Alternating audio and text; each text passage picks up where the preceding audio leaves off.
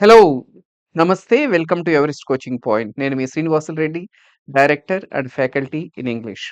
Friends, in this video, we are going to discuss answers for SSC CGL Tier 2 All India Live Mock Test number 1 English explanation. Let us begin the session. So, first, we are going to start with reading comprehension. Okay. This mock test has been prepared strictly in accordance with adequacy pattern అండి. Okay. So, ఎప్పుడైనా చూడండి reading comprehension చేసేటప్పుడు the best method strategy ఏంటంటే before reading the passage చదివే ముందు first take a quick look at the questions. ఒకసారి questions చదువుకొని next passage చదివితే కొంత ఈజీ అవుతుందండి. అంటే in less time you can answer more questions. Okay. చూడండి first I don't read the passage. First questions చదువుకుంటాను. From the passage it can be inferred that the author views inequality as. So first question దేని గురించి అంటే ఇన్ఈక్వాలిటీని author ఎలా చూస్తున్నాడు? Inequality అనేది keyword అన్నమాట అక్కడ. Next second question. In the phrase entrenched inequality the word entrenched most nearly means. First questions చదువుకోవడం వల్ల ఇదే అడ్వాంటేజ్. వొకాబులరీ క్వశ్చన్ అండి ఇది. ప్యాసేజ్ లో ఎక్కడో ఒక దగ్గర మనకి ఎంట్రెంచ్డ్ అనే ఉంటుందట ఒక వర్డ్. దాని మీనింగ్ అడిగాడు. Okay. So now third question. What is the tone of the author in this passage? ఈ టోన్ అనేది చాలా ఇంపార్టెంట్ అండి మీకు. ఎస్ఎస్సి టియర్ 2 కాంప్రహెన్షన్ లో జనరల్ గా ఏంటంటే ఇప్పుడు మనకేంటంటే జనరల్ గా 3 ప్యాసేజెస్ ఇస్తాడండి ఎస్ఎస్సి సిజిఎల్ టియర్ 2 లో. ఒక్కొక్క ప్యాసేజ్ కింద 4 క్వశ్చన్స్ ఇస్తాడు. అవుట్ ఆఫ్ 3 ప్యాసేజెస్ ఖచ్చితంగా మినిమం 1 ప్యాసేజ్ లో అయితే ఒక క్వశ్చన్ టోన్ మీద ఇస్తాడు. ఓకే. చాలా ఇంపార్టెంట్. ఓకే. సో టోన్ ఏంటి అని అడిగాడు. Next fourth question. Which of the following policy actions would best align with the author's recommendations? These are the 4 questions అండి. Okay. Now let us go back to the passage. Let us read the passage. In the past few decades, India has made notable economic progress. Millions have been lifted out of poverty, literacy has improved, and infrastructure has expanded. Yet, lurking behind these achievements is a deepening chasm ante gap andi between the very rich and the rest of the population. Recent studies show that the top 1% of households now control a vastly disproportionate share of national wealth, their holdings more concentrated than at any time since the early post colonial period. At the same time, households at the lower end, especially in rural areas, have seen stagnation or even decline in real incomes. This divergence is not merely an inevitable byproduct of growth, it reflects structural distortions in the economy. Unequal access to education, skewed asset ownership, tax exemptions favoring the affluent, and weak redistribution mechanisms. Policy responses have been uneven. While some states have invested in social programs, health, and public education, fiscal policy at the national level has often tilted in favor of capital and wealthy groups. The tax regime, especially indirect taxes and loopholes in direct taxes, tends to erode progressivity of tax collection. Moreover, public investment in social infrastructure such as rural sanitation, public health, health clinics, and affordable housing is inadequate given in the scale of the challenge. If India is to avoid becoming a society defined by entrenched inequality, చూడండి మనకి దీని మీద question ఉంది కదండి. ఇలాంటివి ఏంటంటే spot లో చేసేసుకుంటే మీకు టైం సేవ్ అవుతుందండి. ఎంట్రెంచ్డ్ ఇన్ఈక్వాలిటీ అన్నాడు. ఓకే, సో ఇక్కడ మనకి ఎంట్రెంచ్డ్ అనే వర్డ్, ఈ వర్డ్ యొక్క మీనింగ్ ఏంటి అని అడిగాడు. ఒక్కసారి చూడండి ఎక్కడుంది మనకది question. 62nd. In the phrase entrenched inequality, the word entrenched most nearly means deeply established and difficult to remove, recently introduced, temporary and unstable, artificially created. ఈజీగా చేసేయచ్చు. ఆ వర్డ్ మీనింగ్ మీకు తెలియకపోయినా, ఆ వర్డ్ ఇంతకుముందు మీరు ఎక్కడ చూడకపోయినా ఈజీగా చేసేయచ్చండి. కాంటెక్స్ట్ ను బట్టి చెప్పేయచ్చు. చూడండి ఏమంటున్నాడు. If India is to avoid becoming a society defined by entrenched inequality. If India is to avoid, India avoid చేయాలనుకుంటే దేని, becoming a society defined by entrenched inequality, it must rethink both its growth models and it redistributive framework. ఒకవేళ మీకు entrenched అంటే meaning తెలియలేదనుకోండి, ఒక్కొక్క option తీసుకొని substitute చేసుకోండి ఇక్కడ. Okay, so మనకి ఫస్ట్ ఆప్షన్ ఏముందంటే deeply established and difficult to remove అన్నాడు కదా. సో ఇప్పుడు ఒకసారి అది చూడండి. If India is to avoid becoming a society defined by deeply established and difficult to remove inequality, perfect గా సింక్ అవుతుంది కదండి. సో ఎంట్రెంచ్డ్ అంటే అర్థం ఏంటంటే డీప్ రూటెడ్ అని అర్థం అండి.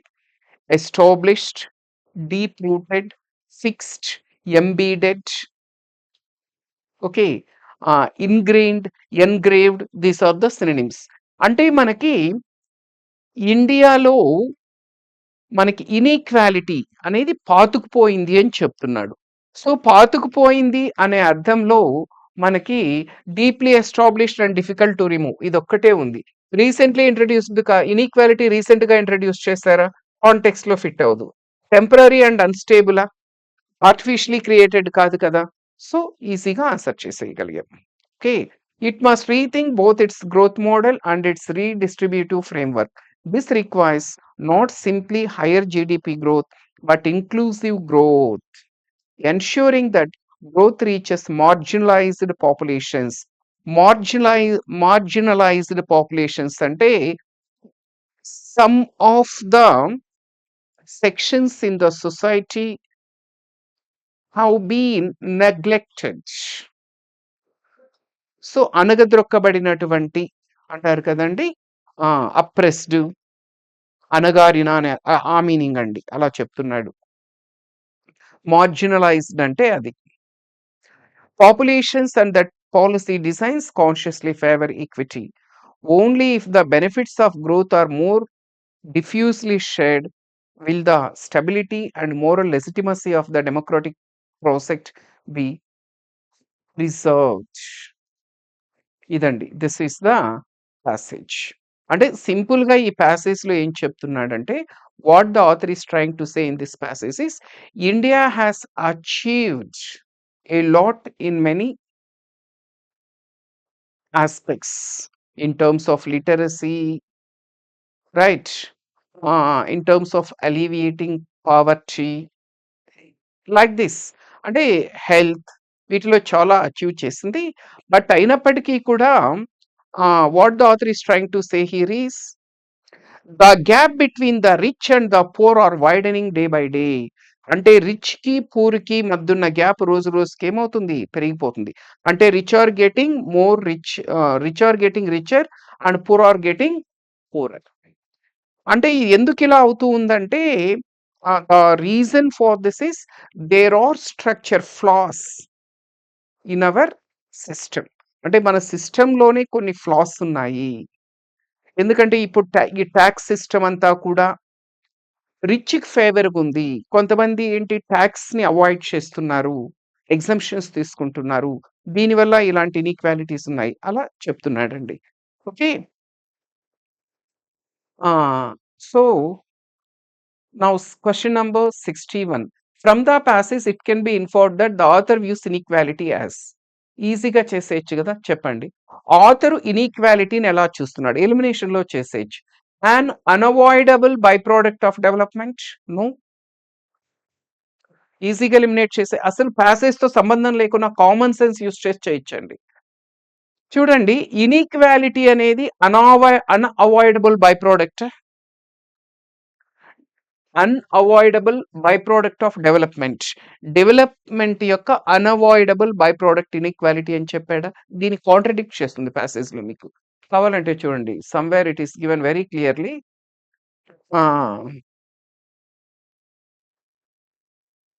చూడండి here it is given this divergence is not merely an inevitable byproduct of growth is not అన్నాడు అంటే కాదు అంటున్నాడు కానీ ఇక్కడ ఏంటి అన్అవాయిడబుల్ బై ప్రోడక్ట్ అంటే నెగేట్ చేస్తుంది కాంట్రడిక్ట్ చేస్తుంది సో దీన్ని ఎలిమినేట్ చేసేయచ్చు a short term problem that will fade with higher GDP growth not at all common sense use చేసిన ఇప్పుడు ఇన్ఈక్వాలిటీ అనేది షార్ట్ టర్మ్ ప్రాబ్లం అంట కాదు కదా a structural flaw that can be corrected with deliberate policies exactly ఇది structural flaw అండి so మన system లోనే ఫ్లా ఉంది ఇది మనకి క్లియర్ గా ఇచ్చాడు ఎక్కడ ఇచ్చాడంటే ఒకసారి చూద్దాము సమ్వేర్ ఇట్ ఈస్ గివెన్ అండి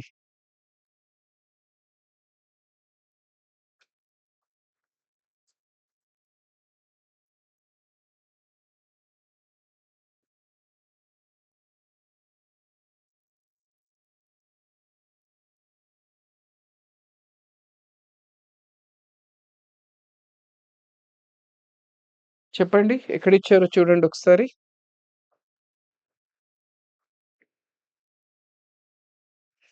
ఇక్కడే ఉంది చూడండి ఇట్ రిఫ్లెక్ట్ స్ట్రక్చరల్ డిస్టార్షన్స్ క్లియర్గా ఇచ్చాడు in the economy unequal access to education skewed asset ownership tax exemptions favoring the affluent and weak redistribution mechanism ఇవన్నీ కూడా ఏంటంటే స్ట్రక్చరల్ ఫ్లాస్ అన్నమాట ఓకే సో ఆన్సర్ వచ్చేసి వన్స్ ఇది ఆన్సర్ అని తెలిసినప్పుడు no need to check fourth option now what is the tone of the passage చెప్పండి passage యొక్క టోన్ ఎలా ఉంది detached optimistic humorous critical meanings తెలిస్తే ఈజీగా చేసేయచ్చండి చూడండి డిటాచ్డ్ అంటే ఏంటంటే అన్ఎమోషనల్ అని అర్థం అండి అన్ఎమోషనల్ ఆప్టిమిస్టిక్ అంటే హోప్ఫుల్ పాజిటివ్ ఇది దీని మీనింగ్ అండి అన్ఎమోషనల్ ఆర్ న్యూట్రల్ అండి నెక్స్ట్ హ్యూమరస్ అంటే ఏంటి హ్యూమరస్ అంటే ఫన్నీ హ్యూమరస్ అంటే ఫన్నీగా ఉండడం అండి funny comedy hilarious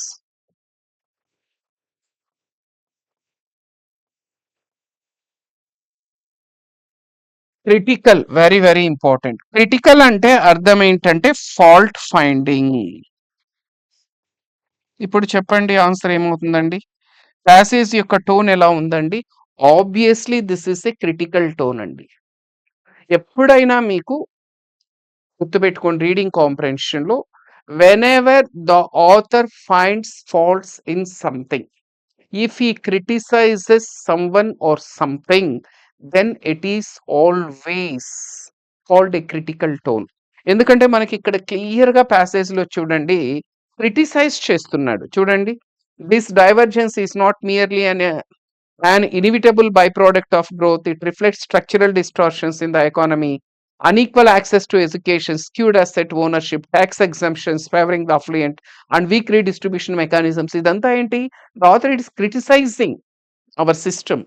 So obviously it is critical tone andi. Okay. Now 64. Which of the following policy actions would best align ante match andi. Match with the author's recommendations కింద ఇచ్చిన వాటిలో author రికమెండేషన్స్తో ఏది match అవుతుంది? Expanding subsidies only for industrialist to stimulate investment ఆటోమేటిక్గా, ఎందుకంటే ప్యాసేజ్తో సంబంధం లేకుండా common sense ఉపయోగించి దీన్ని ఎలిమినేట్ చేయొచ్చు. Increasing indirect taxes to boost revenue collection, indirect taxes పెంచాలనా అండి రెవెన్యూ పెంచుకోవడానికి? కాదు. Investing in rural education and health promote equity, exactly. So the author says that we have to invest in rural education and health to promote equity. ఇక్కడ ఇచ్చాడంటే ఇది passage లో చూడండి, somewhere it is given, ఇక్కడ చూడండి. More over ఇక్కడ ఇచ్చాడు, public investment in social infrastructure such as rural sanitation, public health clinics and affordable housing is inadequate given the scale of challenge. క్లియర్గా ఇచ్చాడు. Okay, so with this we have completed passage 1. Okay,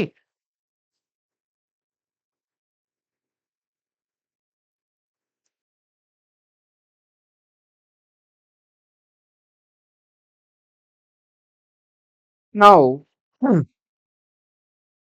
let us do second passage అండి. చెప్పాను కదా మీకు strategy. So questions passage చదివే ముందే ఒకసారి questions చదువుకోవాలండి. First question, according to the passage which factor significantly accelerated the growth of digital payments in India?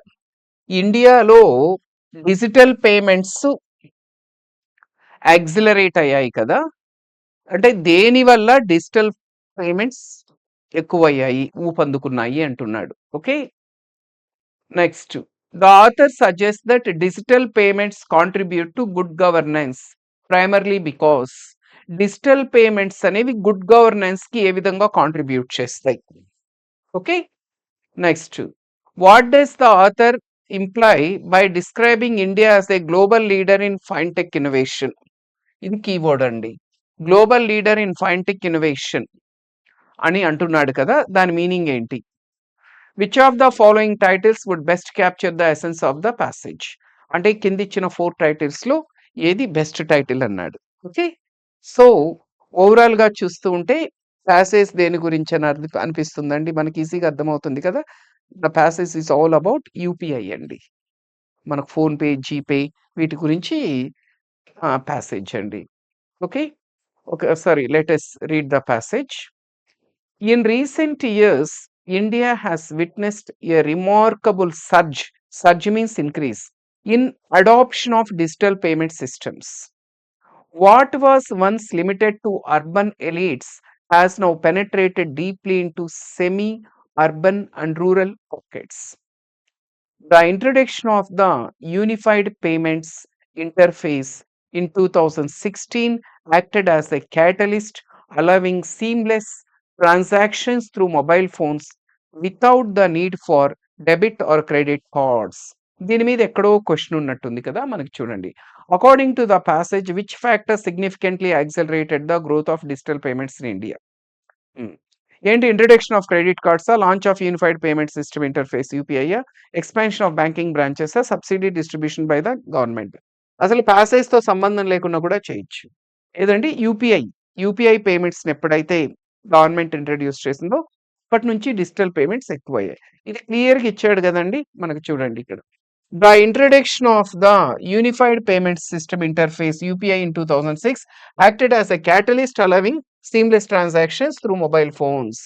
క్లియర్గా ఇచ్చాడు. సో ఆన్సర్ వచ్చి బి. క్వశ్చన్ ఆన్సర్ చేసేసాం already. Okay,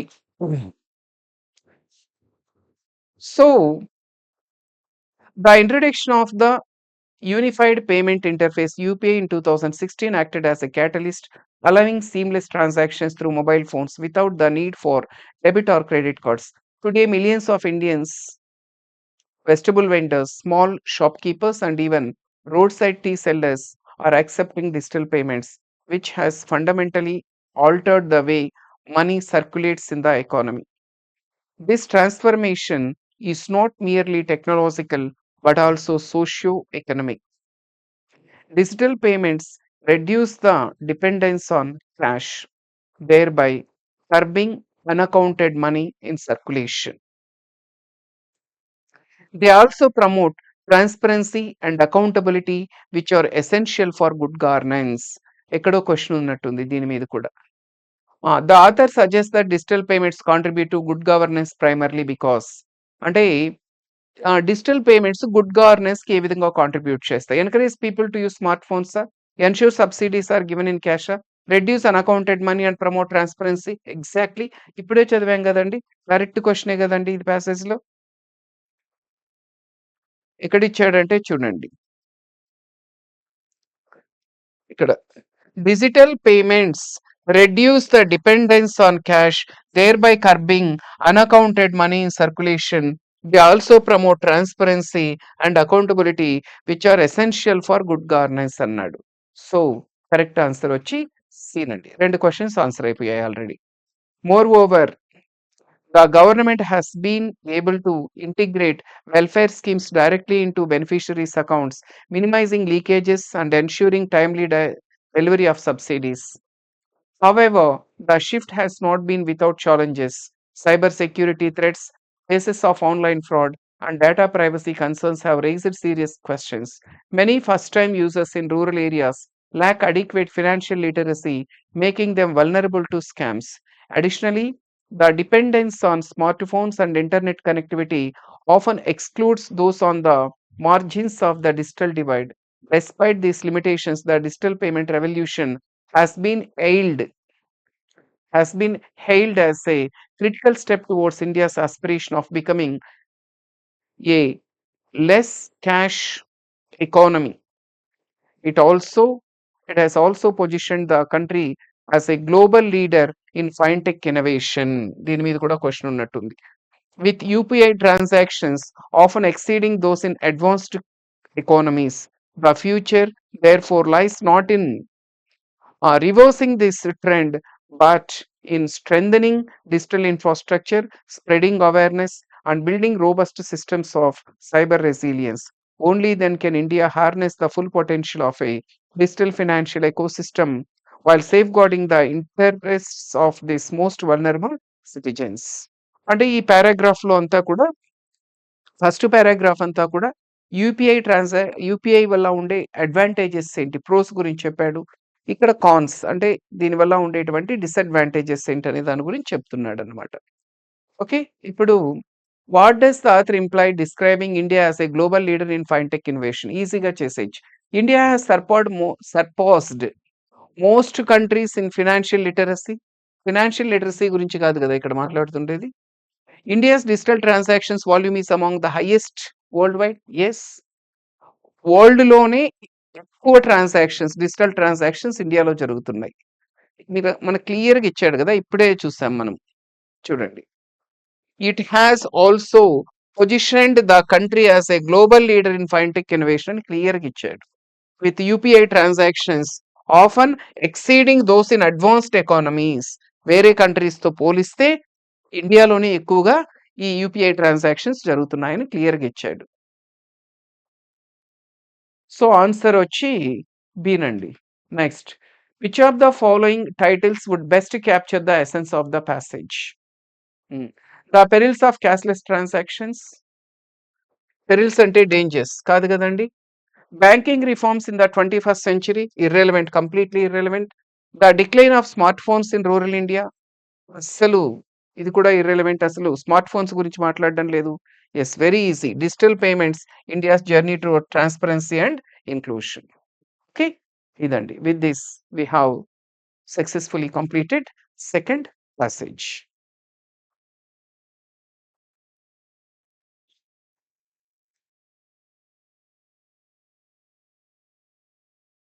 Okay, now let us see the third passage అండి.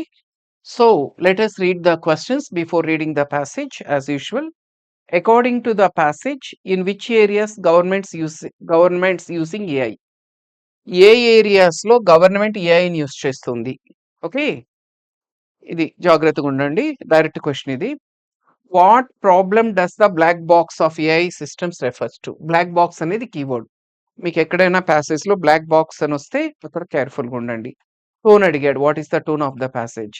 Next which of the following titles best reflects title అడిగాడు. Okay, మనం ఒక 2 questions అయితే ఈజీగా ఆన్సర్ చేసుకోవచ్చు.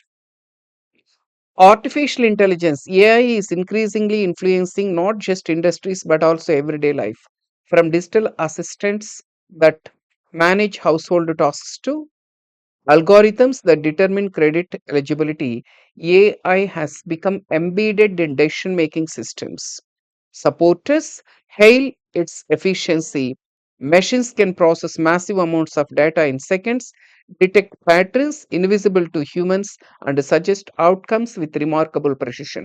Governments too are embracing AI for public administration, whether in healthcare, diagnostics, traffic management, or agricultural monitoring. ఎక్కడో ఇచ్చాడు కదా, ఏఐ అనేది ఎక్కడెక్కడ వాడుతున్నారు అని ఒక క్వశ్చన్ ఉంది మనకి. ఎక్కడెక్కడ? Health care diagnostics, traffic management, agricultural monitoring. ఒకసారి ఆప్షన్స్ చూద్దాం. చూడండి, health care, traffic management and agriculture. Answer is A. Okay, ఇలా ఫస్ట్ క్వశ్చన్స్ చదువుకోవడం వల్ల అడ్వాంటేజ్ ఇది. Yet enthusiasm is tempered by caution. Critics argue that AI, if left unchecked, can reproduce and even amplify existing biases. For instance, an algorithm trained on data that reflects historical discrimination may perpetuate unfair practices in hiring or lending. Moreover, the capacity of many AI systems, the so called black box problem, makes accountability difficult. Black box. Okay, citizens affected by an AI decision often have no way to challenge or even understand the reasoning behind it. Question చూద్దాం ఒకసారి. What problem does the black box of AI systems refer to? Excessive costs of AI implementation, lack of transparency in how decisions are made, dependence on imported technology, inability of AI to process large data sets. ఏదొస్తుందండి? Excessive cost of AI ఇంప్లిమెంటేషనా? దాని గురించి చెప్పడం లేదు. Lack of transparency in how decisions are made. Exactly. Dependence on imported technology irrelevant. Inability of AI to process large data sets wrong. Lack of transparency in how decisions are made. ఎక్కడిచ్చాడంటే చూడండి, ఇక్కడ ఇచ్చాడు. Moreover, the capacity of many AI systems, the so-called black box problem, makes accountability difficult. Clear ఇచ్చాడు. That makes accountability difficult. Citizens affected by an AI decision often have no way to challenge or even understand the reasoning behind it. ఇక్కడ అదే కదా చెప్తుండేది మనకి. Lack of transparency in how decisions are made అని. Okay. Next, the real question then is not whether AI should be used, but how it should be garnered. Effective regulation must balance innovation with the safeguards. This includes transparency requirements, ethical guidelines, and avenues for redress. Unless oversight mechanisms keep pace with the technological advances, society risks surrounding critical choices to systems that operate beyond human scrutiny. AI may promise progress, but progress without responsibility could determine both fairness and democracy. Okay, now last question. Sorry, what is the tone of the passage అన్నాడు. చెప్పండి, optimistic, humorous, analytical, indifferent. ఎలా ఉందండి? Optimistic అంటే ఏంటి? ఇప్పుడే చెప్పాం కదా, positive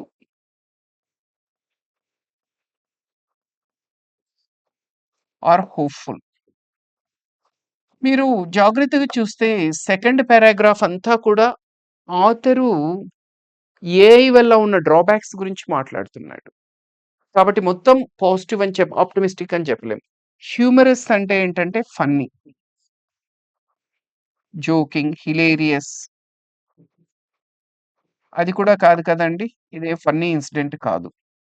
indifferent అంటే ఏంటండి? ఇండిఫరెంట్ అంటే అన్‌కన్సర్న్డ్, అపాథెటిక్.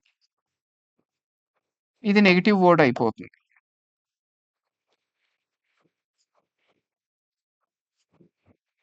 అంటే మిగిలిండేది ఒకటే. అనలిటికల్ అప్రోచ్ ఫాలో అవుతున్నాడు. సో, మనకు అనలిటికల్ అంటే అర్థం ఏంటంటే లాజికల్, ఫ్యాక్ట్ బేస్డ్ ఎగ్జామినేషన్. అది. లాజికల్, ఫ్యాక్ట్ బేస్డ్ ఎగ్జామినేషన్ అండి.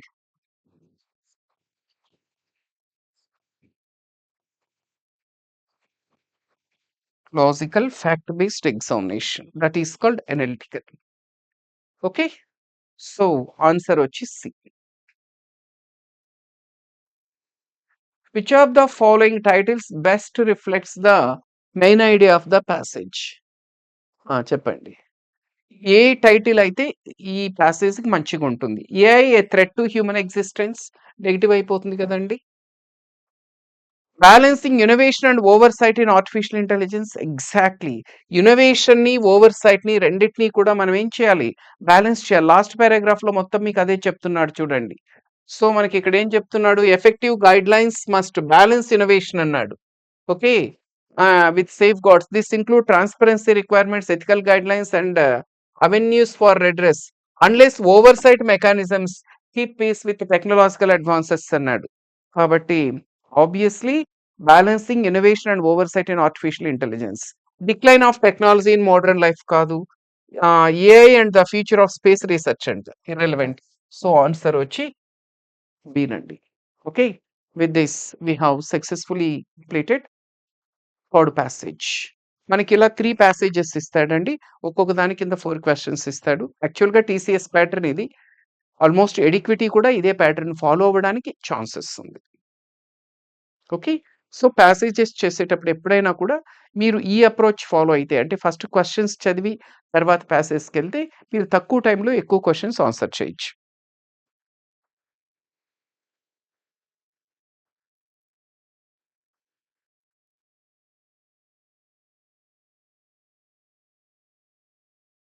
Okay.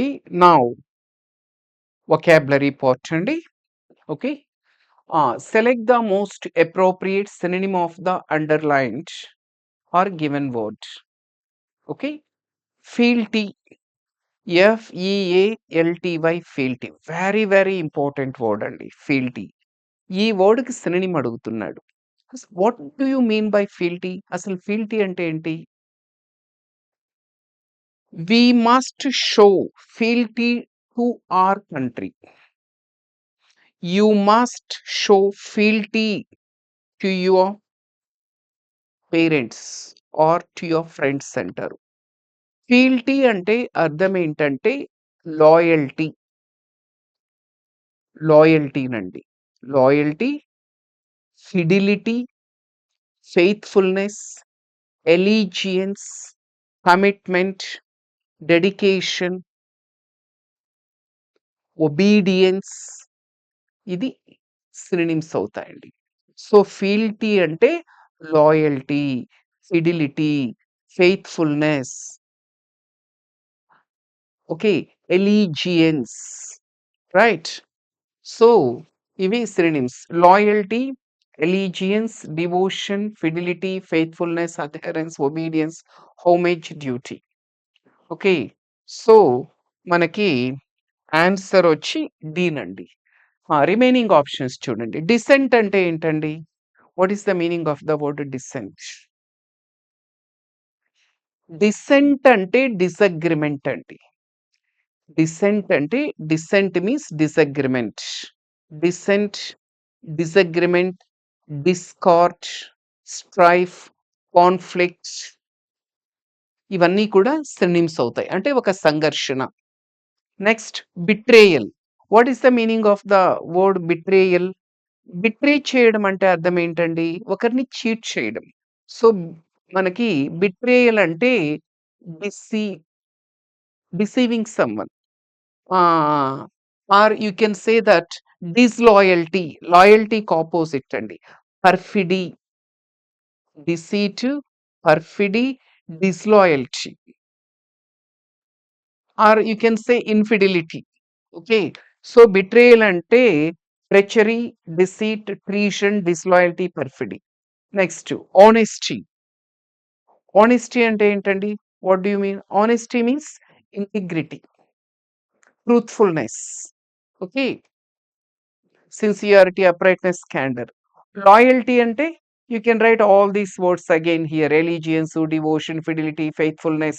Okay, so fealty ante loyalty. Okay, this is the synonym అండి. మన ఆన్సర్ ఇదే. ఒకవేళ ఇదే క్వశ్చన్కి యాంటోనిమ్ అడిగితే బిట్రేయల్ అవుతుందండి. This is the antonym to the given word. Okay, so answer వచ్చి డి. చూడండి, so we have learn so many words here. Now, question number 74. Select the most appropriate synonym of the underlined given word. Acumen. Acumen అనే వర్డ్కి synonym అడుగుతున్నాడండి. చూడండి, ఇక్కడ ఒక route ఉందండి. ఏంటి ఇక్కడ route అంటే ఏసీ. చూడండి, మనకి ఎక్కడైనా ఏసీ లేదంటే ఏసీఆర్ ఇలా వస్తే దాని మీనింగ్ ఏంటంటే, ఆ route meaning sharp are bitter అని అర్థం అండి. Sharp are bitter. AC, ACR means sharp are bitter. So ఇప్పుడు ఆక్యుమెన్ అంటే ఏంటంటే, యాక్ అంటే షార్ప్ అండి, మన్ అంటే మైండ్. యాక్చువల్గా ఆక్యుమెన్ అంటే యాక్చువల్గా ఏంటంటే, యాక్ అంటే షార్ప్ కదా, సో ఇక్కడ మన్ అంటే మైండ్ అని అర్థం. సో కంబైన్ చేస్తే ఏంటంటే షార్ప్ మైండ్. సో ఆక్యుమెన్ అంటే ఏంటంటే sharpness of mind, mental keenness, the ability to take the right decision at the right time, astuteness, shrewdness, discernment, insight, right. ఇవి సినోనిమ్స్ అవుతాయి.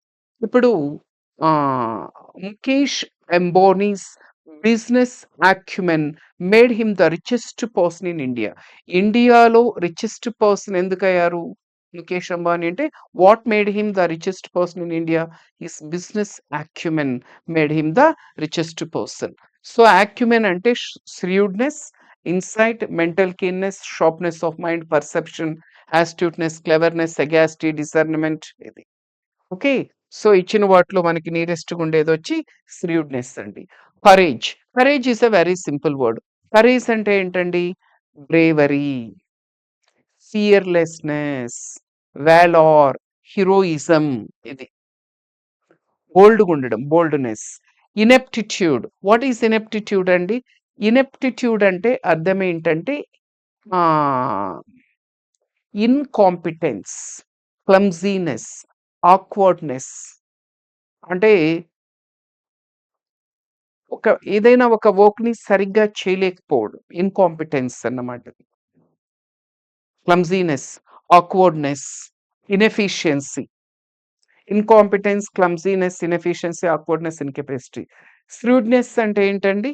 శ్రూడ్నెస్ అంటే acumen, astuteness, sagacious, cleverness. Next, bonhomie. Bonhomie అంటే అర్థం ఏంటంటే friendliness అండి, అమియబిలిటీ, కార్డియాలిటీ, జీనియాలిటీ, క్యామరాడరీ. ఇవి synonyms అవుతాయి. Okay, so మన ఆన్సర్ అయితే మాత్రం సి అవుతుందండి. ఒకవేళ ఇదే క్వశ్చన్కి యాంటోనిమ్ అడిగితే ఇది అవుతుంది. This is antonym, ineptitude. Okay, now 75. Select the most appropriate antonym of the underlined word. ఇచ్చిన వర్డ్కి యాంటోనిమ్ అడుగుతున్నాడండి. కంబాటివ్ అనే వర్డ్కి యాంటోనిమ్ అడుగుతున్నాడు. అసలు కంబాటివ్ అంటే ఏంటి? ఈ కంబాటివ్ అనే వర్డ్కి చాలా మంచి మంచి సినోనిమ్స్ ఉన్నాయండి మీకు. చూడండి, కంబాటివ్ అంటే మనకి ఏంటంటే క్వారల్సమ్ అని అర్థం అండి. కంబాటివ్ అంటే క్వారల్సమ్. మంచి మంచి సినోనిమ్స్ చెప్తాను మీకు దీనికి. అగ్రెసివ్, అగ్రెసివ్, బెలిజరెంట్,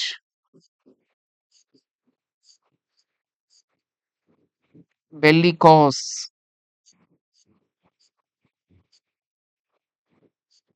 పగ్నేషియస్,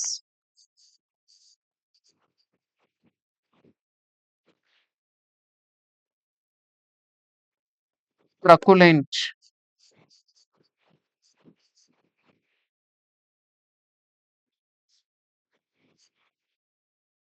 antagonistic,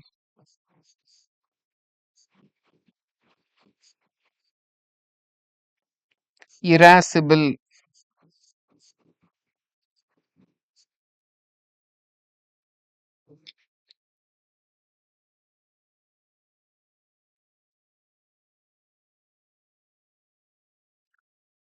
చూడండి, 1, 2, 3, 4, 5, 6, 7, 8 అక్కడొకటొచ్చింది కంబాటివ్. వీటన్నింటి అర్థము కూడా ఏంటంటే, always ready to fight with someone or always ready to attack someone. కొంతమంది ఎప్పుడూ కయ్యానికి కాలు దువ్వుతూ ఉంటారు. అలాంటప్పుడు మనం కంబాటివ్ అనేది వాడతామండి. సో, ఇవన్నీ కూడా వార్‌లైకు, ట్రకులెంటు ఇవన్నీ కూడా దీనికి సినోనిమ్స్ అవుతాయి. హాస్టైలు. ఓకే. సో, మనకు ఆన్సరొచ్చి సారీ, మనం యాంటోనిమ్ కనుక్కోవాలి కదా! క్వెషన్‌కి సినోనిమ్ కాదు కదా కనుక్కోవాల్సింది. సో, ఏమవుతుంది? యాంటోనిమ్ ఏమవుతుంది? దీనికి పీస్‌ఫుల్. ఆన్సరొచ్చి డి నండి. D is our answer. Peaceful is the answer. Peaceful అంటే ఏంటి? కామ్, కంపోజ్డ్, సెరీన్ ఇవి యాంటోనిమ్స్ అవుతాయి. మిగతావి చూడండి. రోబస్ట్ అంటే ఏంటి? Indian economy is very robust అంటారు. రోబస్ట్ అంటే స్ట్రాంగ్, స్టర్డీ, విగరస్, రెసిలియంట్ ఇవి సినోనిమ్స్ అవుతాయి. హెల్తీ. Next aggressive. అగ్రెసివ్ అంటే సినోనిమ్ అవుతుందండి దీనికి. Aggressive is the synonym of combative. So, hostile, belligerent, bellicose అవన్నీ రాసుకోవచ్చు. స్టబార్న్. స్టబార్న్ అంటే ఏంటండి? డోంట్ బి స్టబార్న్ అంటారు. స్టబార్న్ అంటే ఏంటంటే అడమెంట్, అబ్జురేట్, ఇన్‌ఫ్లెక్సిబుల్, ఒపీనియనేటెడ్, డాగ్డ్, రీకాల్సిట్రెంట్, ఓకే. ఇంట్రాన్సిజెంట్ ఇవన్నీ కూడా సినోనిమ్స్ అవుతాయండి దీనికి. అన్‌యీల్డింగ్, అన్‌బెండింగ్ అలా. పీస్‌ఫుల్ అంటే calm, tranquil, harmonious, serene, composed. So, combative అనే వర్డ్‌కి యాంటోనిమ్ పీస్‌ఫుల్. అదే సినోనిమ్ అడిగితే ఇది సినోనిమ్ అవుతుందండి. అగ్రెసివ్ అనేది సినోనిమ్ అవుతుంది. ఓకే. చాలా మంచి మంచి వర్డ్స్ అండి ఇవన్నీ కూడా. Okay. Now let us go to cloze test.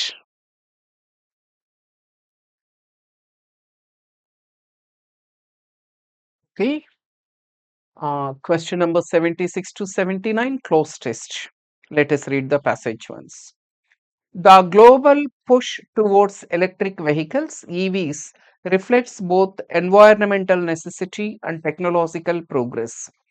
Countries are investigating heavily in charging infrastructure and battery research to reduce dependence on fossil fuels. India too has announced ambitious targets for EV adoption.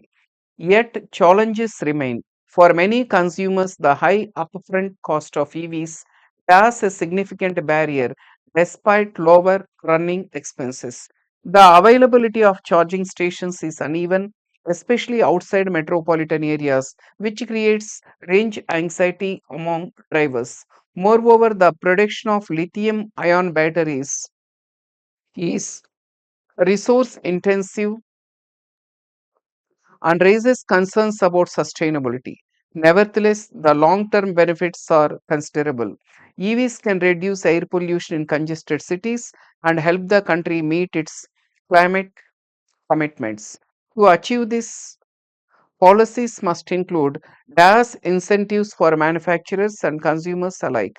At the same time, research into alternative battery technologies is essential to avoid future bottlenecks. Without such forward looking measures, the EV revolution could remain DAS in rhetoric rather than materializing on the ground. Ultimately, the success of EVs will depend not only on technology but also on the dash of governance, investment, and public acceptance.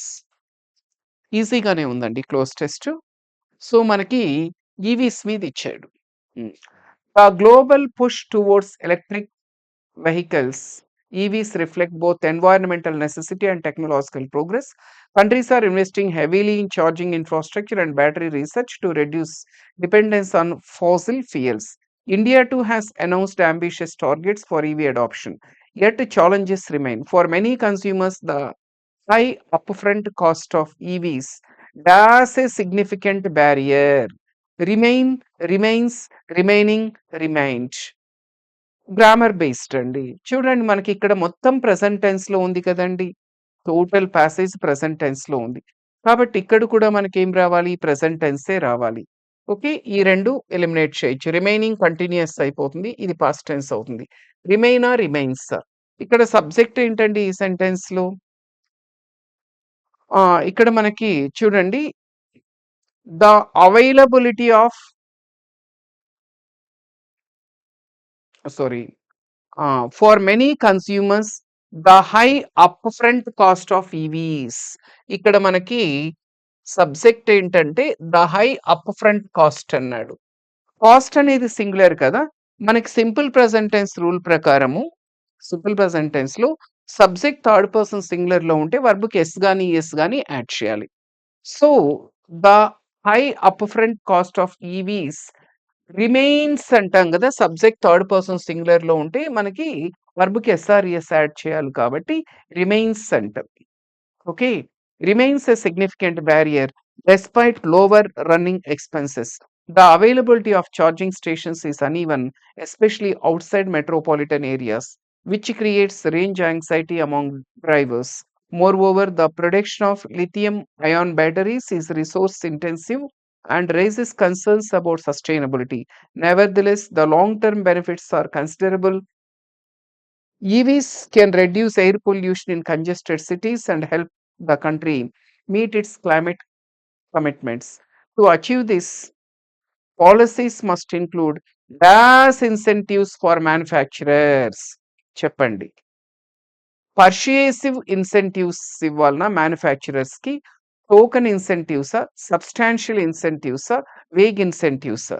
మీరిక్కడ గమనిస్తే మనకి positively charged sentence అండి ఇది.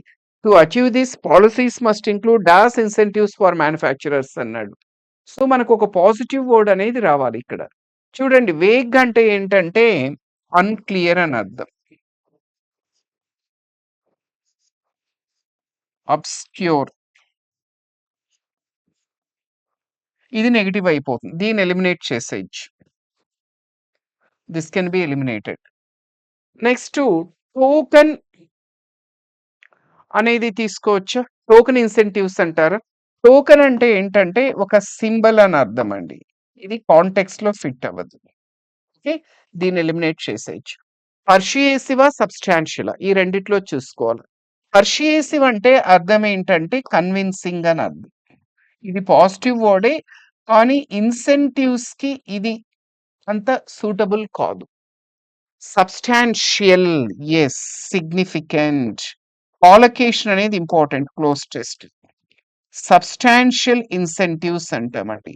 అంటే significant or large. ఎప్పుడైతే large స్కేల్‌లో incentives provide చేస్తామో అప్పుడు వాళ్ళు దాని పట్ల ఇంట్రెస్ట్ చూపిస్తారు. Must include substantial incentives for manufacturers. So, మ్యానుఫ్యాక్చరర్స్‌కి సిగ్నిఫికెంట్ లార్జ్ స్కేల్‌లో ఇన్సెంటివ్స్ అనేది ప్రొవైడ్ చేయాలి. Okay. Next for manufacturers and consumers alike. కన్స్యూమర్స్‌కి, మ్యానుఫ్యాక్చరర్స్‌కి ఇద్దరికీ కూడా సబ్స్టాన్షియల్ ఇన్సెంటివ్స్ ప్రొవైడ్ చేయాలి. At the same time research into alternative battery technologies is essential to avoid future bottlenecks. Without such forward-looking measures, the EV evolution could remain dash in rhetoric rather than materializing on the ground. Could remain dash in rhetoric. ఇక్కడ negative charge ఉంది చూడండి. అలాంటి forward looking ముందు చూపు లేకపోతే EV revolution అనేది could remain dash in rhetoric rather than materialising on the ground. So, ఇక్కడ ఒక నెగెటివ్ వర్డ్ అనేది రావాలి. మనకు ఆప్షన్స్ చూస్తే గవర్నమెంట్, వైబ్రెంట్, ఫ్లరిషింగ్, ఎవిడెంట్. చాలా ఈజీ కదండి. వైబ్రెంట్ అంటే ఏంటండి? What is vibrant? వైబ్రెంట్ అంటే లైవ్లీ పాజిటివ్ వర్డ్ అవుతుంది ఇది. మనకి నెగెటివ్ కావాలా? ఫ్లరిషింగ్ అనేది కూడా పాజిటివ్ అయిపోతుంది. ఫ్లరిషింగ్ అంటే గ్రోయింగ్ అని అర్థం. Growing, blooming. ప్రాస్పరింగ్. ఎవిడెంట్ అనేది కూడా పాజిటివ్ కదండి. ఎవిడెంట్ అంటే ఏంటి? అపారెంట్ లేదంటే క్లియర్. ఆ! సో, ఈ 3 కూడా పాజిటివ్ ఉన్నాయి కాబట్టి మనకి నెగెటివ్‌లీ చార్జ్డ్ ఉంది కాబట్టి ఈ 3 ఎలిమినేట్ చేసేయొచ్చు. డార్మెంట్. డార్మెంట్ అంటే ఇనాక్టివ్. స్లగ్గిష్. ఇదొక్కటే నెగెటివ్ ఉందండి.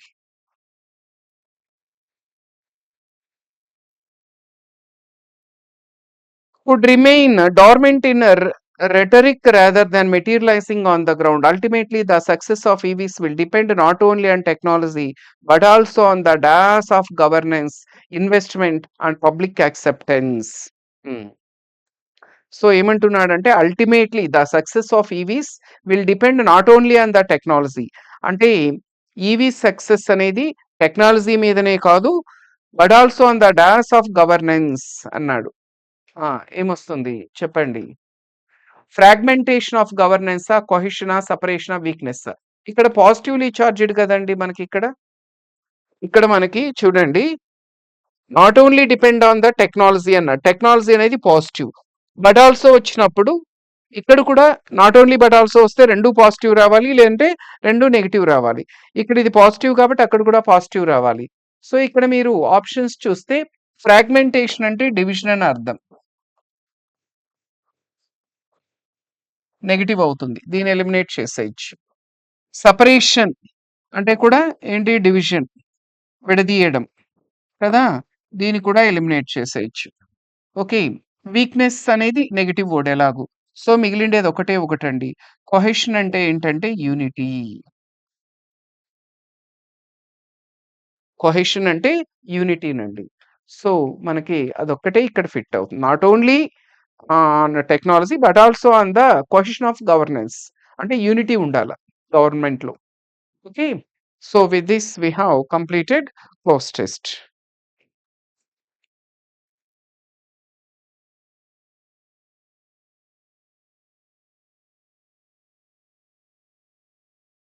ఓకే. Now parajumbles. పారాజంబుల్స్ చేసేటప్పుడు ఎప్పుడైనా రివర్స్ ఎలిమినేషన్ టెక్నిక్ ఫాలో అవ్వండి. సో ఇక్కడ రివర్స్ ఎలిమినేషన్ అంటే ఒక్కసారి ఆప్షన్స్ చూసుకోవాలండి. P, Q, R. చూడండి. మీకు 4 ఆప్షన్స్ ఇస్తే 4 కూడా 4 డిఫరెంట్ లెటర్స్‌తో స్టార్ట్ అవ్వడం లేదు. మనకి 4 ఆప్షన్స్‌లో 2 సేమ్ ఆప్షన్‌తో స్టార్ట్ అవుతున్నాయి. ఆర్. మీకెప్పుడైనా సరే 4 ఆప్షన్స్‌లో ఏవైనా 2 ఆప్షన్స్ గనక సేమ్ లెటర్‌తో గనక స్టార్ట్ అవుతుంటే ఆ రెండిట్లో ఒకటి ఆన్సర్ అవ్వడానికి ఛాన్స్ ఉంటుంది. ఓకే. ఒక్కసారి ఆర్ స్టేట్మెంట్ ఒకసారి చదవండి. What began as an experiment to reduce dependence on cash has now become a central pillar of India's financial inclusion strategy. Yes. Okay. So this or sentence introduces the concept that is digital economy, right? UPI, right? So మనకి ఆర్‌తో start అవ్వచ్చండి. ఈ రెండిటిని eliminate చేసేయచ్చు. R అనేది first one అవుద్ది. What began as an experiment to reduce dependence on cash has now become a central pillar of India's financial inclusion strategy. R. R తర్వాత ఇక్కడ P ఉంది, అక్కడ క్యూ ఉంది. పి ఏముంది? The advent of UPI has not merely facilitated faster transactions, but it has fundamentally altered the behavioral patterns of consumers across rural and urban landscape అన్నాడు. ఇవి చూడండి. This rapid adaptation has positioned India as a global leader in digital payments with volumes surpassing many advanced economies అన్నాడు. ఇక్కడ అసలు దేని గురించి మాట్లాడుతున్నాడు? What began as an experiment to reduce dependence on cash has now become a central pillar. అసలు what he is talking about? He is talking about the advent of UPI, PhonePe, GPay దీని గురించి మాట్లాడుతున్నాడు. సో ఖచ్చితంగా మనకి R తర్వాత P రావాలండి. Okay. Next this is third one. This rapid adoption has positioned India as a global leader in digital payments with volumes surpassing many advanced communities. ఇది లాస్ట్‌లో conclusion. Yet challenges of cyber security, uneven access to internet, and lack of financial literacy persist as stumbling blocks. So correct answer వచ్చి RPQS. Next question number 81. Options చూడండి. RPQQ. 4 ఆప్షన్స్‌లో 2 క్యూతో start అవుతున్నాయి కదండీ! So, Q first one అవ్వడానికి chance ఉంది. ఒకసారి చూద్దాం. Climate change has emerged as the most defining global challenge of our times, manifesting in prolonged droughts, frequent floods and heat waves. Climate change గురించి మాట్లాడుతున్నాడు. సో, ఖచ్చితంగా మనకి క్యూ అనేది first one అవుతుందండి. అప్పుడు ఈ రెండిటిని ఎలిమినేట్ చేసేయొచ్చు. ఓకే. సో, ఇప్పుడు క్యూ తర్వాత ఇక్కడ పి ఉంది. ఇక్కడ పి ఉంది. అంటే పి అనేది సెకండ్ వన్ అవుతుంది. Countries of the global south, including India, often find themselves disproportionately affected despite contributing less historically to greenhouse gas emissions. So, మనకి క్యూలోనేమో క్లైమేట్ చేంజ్ గురించి మాట్లాడుతున్నాడు. సో, నెక్స్ట్ దానికి కంటిన్యూషన్ పిలోనేమో ఇండియా ఏ విధంగా దీనివల్ల సఫర్ అవుతూ ఉంది అనేది ఇస్తున్నాడు. నెక్స్ట్ ఏమొస్తుందండి? క్యూ తర్వాత పి. ఎస్ వస్తుందా? ఆర్ వస్తుందా? ఇది కదండీ! ఆర్ నెక్స్ట్ ఇది రావాలి. The Paris agreement was a step forward. Yet commitments remain inadequate to prevent dangerous warning. ఇది లాస్ట్‌లో కంక్లూషన్ అండి. The dilemma is further complicated by the need to balance economic growth with environmental sustainability. So, మనకి Q P R S. Answer is D. Next third question. Options చూడండి. Q P. 4 ఆప్షన్స్‌లో 2 క్యూతో start అవుతున్నాయి. So, Q first one అవ్వడానికి chance ఉంది. Artificial intelligence once confined to laboratories now pervades everyday life from digital assistants to predictive healthcare tools. Perfect ఉంది. AI గురించి ఇస్తున్నాడండి. ఇది first one అవుతుంది క్యూ. సో, ఇది ఫస్ట్ వన్ అని తెలిసినప్పుడు ఈ రెండిటిని ఎలిమినేట్ చేసేయొచ్చు. కదా! ఇప్పుడు క్యూ తర్వాత ఇక్కడ ఆర్ ఉంది. ఇక్కడ క్యూ తర్వాత పి ఉంది. చెప్పండి. క్యూ తర్వాత ఆర్ వస్తుందా? పి వస్తుందా? చూడండి. పి ఏముంది? Governments worldwide are grappling with ethical dilemmas posed by AI's capacity to displace jobs, perpetuate bias and influence democratic discourse అన్నాడు. ఆర్‌లో చూడండి. While the potential benefits are vast ranging from efficiency gains to scientific breakthroughs, the capacity the capacity of algorithms raises profound concerns. ఇది కదండీ వస్తుంది. So, ఇక్కడ ఏఐని గురించి చెప్తూ ఏఐ అనేది ఆహ్,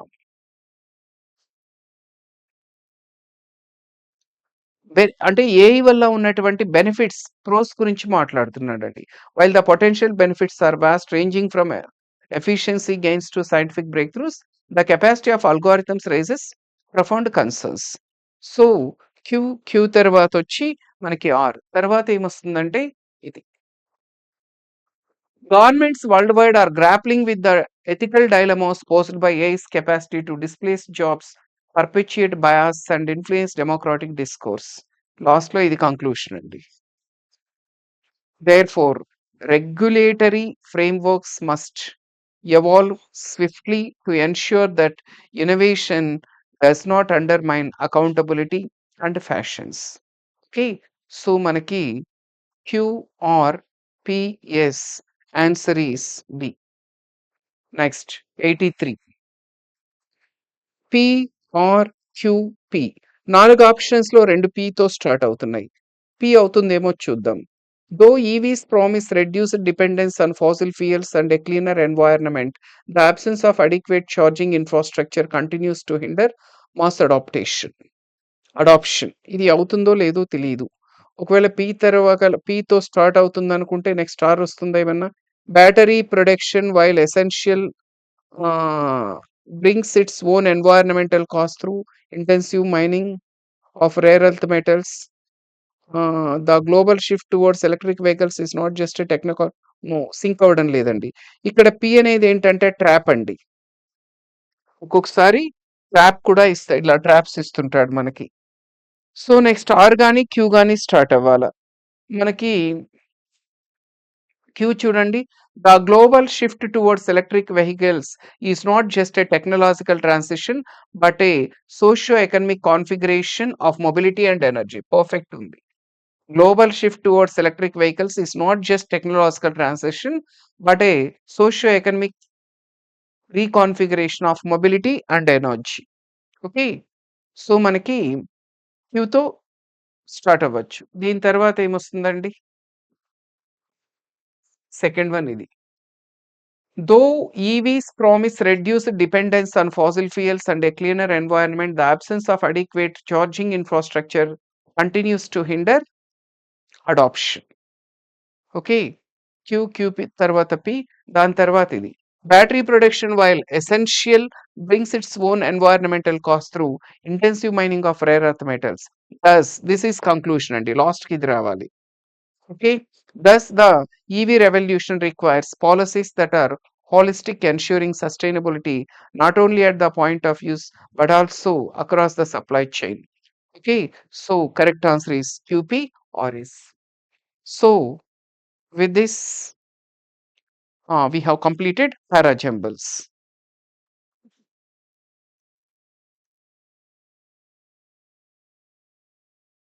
Okay, now question number 84. Find the sentence where abuse is used incorrectly.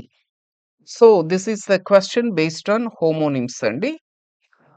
మనకి ఎడిక్విటీ ప్యాటర్న్ లో హోమోనిమ్స్ మీద టియర్ 1 లో కూడా మనకి ప్రతి షిఫ్ట్ లో కూడా ఒక క్వశ్చన్ అడగడం జరిగింది.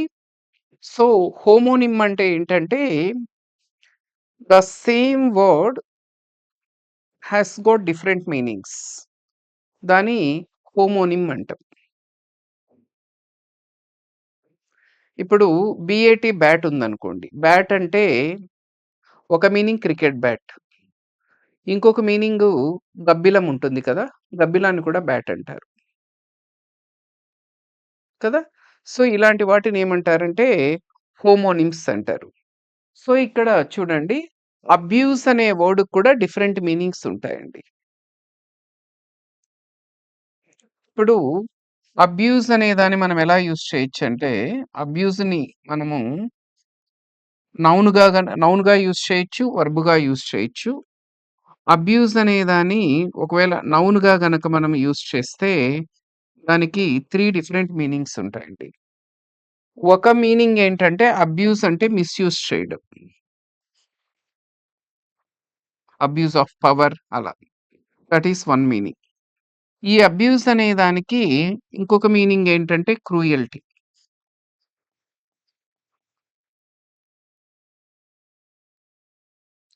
ఓకే. దీనికి ఇంకొక మీనింగ్ ఏంటంటే అబ్యూజింగ్ సమ్‌వన్ అంటే ఒకరిని క్రిటిసిజం అండి. ఒకరిని తిట్టడం, దూషించడం. ఇలా 3 డిఫరెంట్ మీనింగ్స్ ఉంటాయి అబ్యూస్ అనే దానికి. ఇప్పుడు చూడండి, the child was a victim of abuse at home. ఇక్కడ కరెక్ట్ గానే ఉంది కదా. అంటే ఆ చైల్డ్ క్రూయల్టీకి విక్టిమ్ అయిందన్నమాట. సో ఎందులో ఇన్‌కరెక్ట్‌గా యూజ్ చేశారన్నారు. సో ఇది మన ఆన్సర్ కాదు. Some leaders abuse there power. Abuse అంటే ఏంటి? మిస్‌యూజ్ అని. వాళ్ళ సెల్ఫిష్ రీజన్స్ కోసము కొంతమంది లీడర్స్ పవర్స్‌ని ఏం చేస్తారు? వాళ్ళు మిస్‌యూజ్ చేస్తారు. ఇక్కడ కూడా కరెక్ట్‌గా యూజ్ చేస్తారు. ఎక్కడ కరెక్ట్‌గా యూజ్ చేయలేదో మనం కనుక్కోవాలి. ఇది కూడా మన ఆన్సర్ కాదు. He drank a glass of booze before bed అంట. ఈ గ్లాసే డ్రాంక్ ఆఫ్ అబ్యూస్ అంటే పడుకునే ముందు అతను అబ్యూస్ తాగాడంటే మీనింగ్ లెస్ కదా. ఇదే మన answer. The athlete was suspended for drug abuse. అంటే డ్రగ్స్ యూజ్ చేసినందుకు, అబ్యూస్ అంటే మిస్యూజ్. ఇది కూడా కరెక్ట్‌గా వాడారు. సో ఇది కూడా మన ఆన్సర్ కాదు. కరెక్ట్ ఆన్సర్ వచ్చి సి. ఎక్కడ కరెక్ట్‌గా లేదన్నాడు. So answer is C. Next, fill in the blanks. The environmental report pointed out that the depletion of groundwater had reached a dire stage requiring urgent intervention అన్నాడు. The environmental report pointed out that depletion of groundwater had reached a dire stage. So, environmental report ఏం point out చేస్తుందంటే depletion of ground water. అంటే ground water level రోజు రోజుకి ఏమవుతుంది? Decline అవుతూ ఉంది. తగ్గుతూ ఉంది కదా! ఆ! దట్ రీచ్డ్ అండ్ డాష్ స్టేజ్‌కి రీచ్ అయిందంట. Requiring urgent intervention. ఇన్‌సిగ్నిఫికెంట్ స్టేజ్‌కి రీచ్ అయిందా? అవాయిడబుల్ స్టేజా? ఇమాజినరీ స్టేజా? ఇర్రివర్సిబుల్ స్టేజా? ఆబ్వియస్‌లీ ఏంటండి? Irreversible is the answer. ఎందుకంటే ఇన్‌సిగ్నిఫికెంట్ అంటే అర్థం ఏంటంటే అన్‌ఇంపార్టెంట్, ట్రివియల్ అనే అర్థం వస్తుంది. నెగ్లిజిబుల్ ఇది కాదు. నెక్స్ట్ అవాయిడబుల్ అంటే ఏంటి? That can be avoided.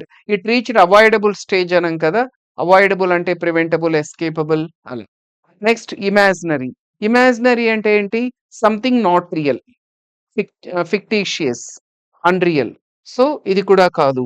So, irreversible stage అంటాం. అంటే it reached final stage. Irreversible అంటే it's final, permanent, irrevocable, unalterable, final. Okay. Correct answer వచ్చి డి నండి. 86. Although the committee welcomed the proposal in principle, it raised several questions about its practical dash. Although the committee welcomed the proposal in principle, it raised several questions about its practical dash. Practical profitability na, practical feasibility na, practical popularity na, practical simplicity na. Although the committee welcomed the proposal in principle, it raised several questions about its practical feasibility అంటామండి. Feasibility అంటే ఏంటంటే ప్రాక్టికబిలిటీ, possibility, viability అంటే ప్రాక్టికల్‌గా దాన్ని implement చేయగలమా లేదా అనేదాన్ని ఏమంటారంటే ఫీజిబిలిటీ అంటారు. ప్రాఫిటబిలిటీ అంటే ఏంటంటే లాభం అండి. గెయిన్‌ఫుల్‌నెస్, ప్రాఫిటబుల్‌నెస్ అలా. నెక్స్ట్ ఫీజిబిలిటీ అంటే ప్రాక్టికబిలిటీ, వయబిలిటీ, పాసిబిలిటీ. పాపులారిటీ అంటే మనకు తెలుసు. ఫేము, రినౌను, సెలబ్రిటీ అలా. Simplicity. Simplicity is a simple word. Simplicity means plainness, clarity, directness అలా. సో, ఆన్సర్ వచ్చి B. 87. The court observed that freedom of speech cannot be dashed to justify hate speech or incitement to violence. The court observed that court observe చేసింది ఏమని? Freedom of speech అనేది cannot be dash to justify hate speech or incitement to violence. Freedom of speech అనే దాన్ని it cannot be evoked to justify hate speech or incitement to violence. ప్రవోక్డా, ఇన్వోక్డా, రివోక్డా ఇది correct అవుతుంది. చూడండి ఇక్కడ ఎవోక్ అంటే మీనింగ్ ఏంటంటే మనకి అరౌజ్ అని అర్థం అండి. ఎవోక్ అంటే bring out, arouse, illicit, stimulate, induce, recall అలా వస్తుంది. సో, ఇది ఈ కాంటెక్స్‌లో ఫిట్ అవ్వదు. ప్రవోక్ అంటే ఏంటి? రెచ్చగొట్టడం. ఇన్సైట్, యాంగర్, అనాయ్ కదా! సో, ఇది కూడా కరెక్ట్ కాదు. Next invoke. ఇన్వోక్ అంటే ఏంటంటే ఆహ్, కాల్ అపాన్ అంటే ఒకదాన్ని ఒక ఇన్‌స్ట్రుమెంట్‌గా ఉపయోగించుకోవడం. ఇది పర్ఫెక్ట్‌గా ఫిట్ అవుతుంది చూడండి. Court observed that freedom of speech cannot be invoked to justified hate speech or incitement to violence. అంటే హేట్ స్పీచ్‌ని జస్టిఫై చేయడానికి, లేదంటే వయలెన్స్‌ని ఇన్సైట్ చేయడానికి, ఇలాంటి వాటికి ఫ్రీడమ్ ఆఫ్ స్పీచ్‌ని మనము ఒక ఇట్ కెనాట్ బి ఇన్వోక్డ్ అంటే దాన్ని ఒక ఆహ్, టూల్‌గా మనం ఉపయోగించుకోకూడదు అంటున్నాడు. సో, ఇన్వోక్ అంటే solicit, entreat, beseech, implore, supplicate. So, answer వచ్చి ఇదండి. రివోక్ అంటే ఏంటి? రివోక్ అంటే అర్థం ఏంటంటే మనకి యానల్, నలిఫై, క్యాన్సిల్, అబ్రోగేట్ ఈ సెన్స్‌లో వాడతారు. సో, కరెక్ట్ ఆన్సర్ వచ్చి C. Next, select the option that expresses the given sentence in passive voice. The teacher saw the boys. The teacher saw the boys playing cricket in the playground after school hours. చూడండి ఇక్కడ active voice లో ఇచ్చాడు, passive voice లోకి మార్చాలా. ఇక్కడ సా అనేది ఏంటండి V2. మనకి active voice లో సింపుల్ పాస్ట్ ఉంటే ఇప్పుడు పాసివ్ వాయిస్ లో ఖచ్చితంగా వాస్ గాని వర్ గాని రావాలి. సో మనకి ఇక్కడ వాస్ ఉంది, ఇక్కడ వర్ ఉంది. ఇక్కడ కూడా వాస్ ఉంది. ఇక్కడ హ్యాడ్ సీన్ ఉంది కాబట్టి దీన్ని ఎలిమినేట్ చేసేయొచ్చు. ఓకే. సో, ఇప్పుడు చూడండి అసలు ఈ సెంటెన్స్‌లో సబ్జెక్ట్ ఏంటండి? టీచర్ అనేది సబ్జెక్ట్. ఇది వర్బ్. వాయిస్ అనేది ఆబ్జెక్ట్. సో, మనకి ఒక సెంటెన్స్‌ని యాక్టివ్‌లో నుంచి పాసివ్‌లోకి మార్చేటప్పుడు ఆబ్జెక్ట్ సబ్జెక్ట్‌గా మారుతుంది. అంటే బాయ్స్‌తో స్టార్ట్ అవ్వాల. సో, మనకి ద బాయ్స్ వర్ సీన్ ఇదే కదా answer. Correct answer is A. B ఎందుకు కాదంటే ఇది ప్లే గ్రౌండ్‌తో స్టార్ట్ అవుతా ఉంది. ప్లే గ్రౌండ్ అనేది ఆబ్జెక్ట్ కాదు. ఇది క్రికెట్‌తో స్టార్ట్ అవుతా ఉంది. దీన్ని ఎలిమినేట్ చేసేయొచ్చు. So, correct answer is A. The boys were seen playing cricket in the playground after school hours by the teacher. Next 89-90 select the correct spelling. Exhilaration. Exhilaration correct spelling ఏంటి? EXHILARATION. B is the right answer అండి.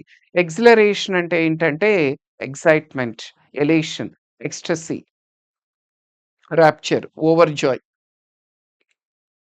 Excitement, elation, joy, delight, euphoria. Answer is B. Misinterpretation. Misinterpretation correct spelling A కదా? MISINTERPRETATION.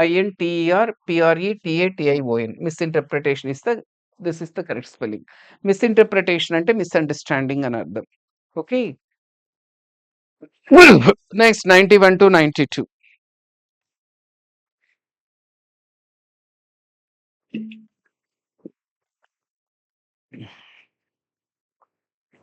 One word substitutes అండి. Exceptionally clever or talented person ఏమంటారు? ఇండిజినస్సా, స్టూడియస్సా, అసిడ్జియస్సా, ఇంజీనియస్సా? Exceptionally clever or talented person ఏమంటారంటే ingenious అంటారండి. Correct answer is ingenious. So, మిగతావి చూడండి. ఇండిజినస్ అంటే ఏంటండి? ఇండిజినస్ అంటే నేటివ్, లోకల్, అబారిజినల్ కదా! Swadeshi, native, aboriginal, inborn, local. Studious. He is very studious అంటారు. స్టూడియస్ అంటే like conscientious, punctilious, very hard working, diligent ఆ సెన్స్‌లో యూజ్ చేస్తారు. అసిడ్జియస్. అసిడ్జియస్ అంటే ఏంటి? Hard working, diligent, conscientious, sedulous అలా. సో, ఇంజీనియస్ అంటే inventive, innovative, creative, resourceful, imaginative. So, correct answer is D నండి.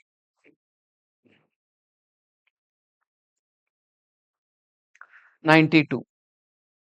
Extremely beautiful, elaborate or impressive. ఏదైతే చాలా అందంగా, ఎలాబరేట్‌గా, ఇంప్రెస్ ఉంటుందో దాన్నేమంటారు? Proficient, magnificent, transient, deficient. ఏమంటారండి? మాగ్నిఫిషెంట్ అంటారు. స్పెల్లింగ్స్‌లో కూడా చాలా ఫ్రీక్వెంట్‌గా ఇస్తుంటాడు మాగ్నిఫిషెంట్. మాగ్నిఫిషెంట్ అంటే extremely beautiful or attractive. Answer is B. Proficient అంటే ఏంటండి? Is proficient in teaching mathematics అంటారు. ప్రొఫిషియంట్ అంటే డెక్స్ట్రస్, స్కిల్‌ఫుల్, అడెప్ట్, ప్రొఫిషియంట్ అలా. ఓకే. మాగ్నిఫిషెంట్ అంటే extremely beautiful or attractive. Transient అంటే ఏంటి? What is transient? ట్రాన్సియంట్ అంటే momentary, short lived, ephemeral, okay. Temporary, fleeting. Next deficient. What is deficient? Deficient అంటే depth, scarcity, insufficiency. Lacking, insufficient, inadequate, scarce, defective.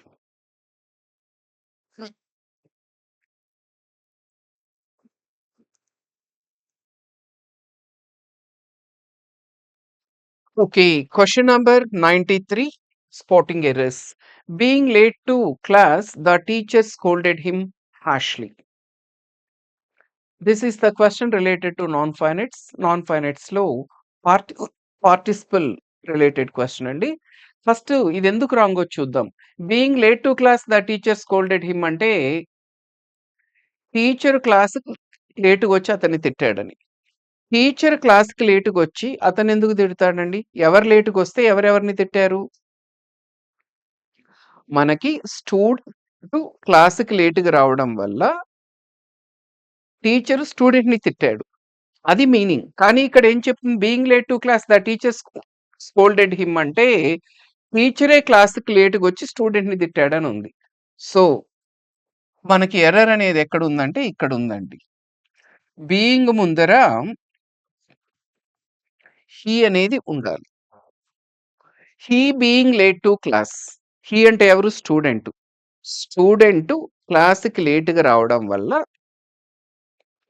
Teacher అతన్ని తిట్టాడు.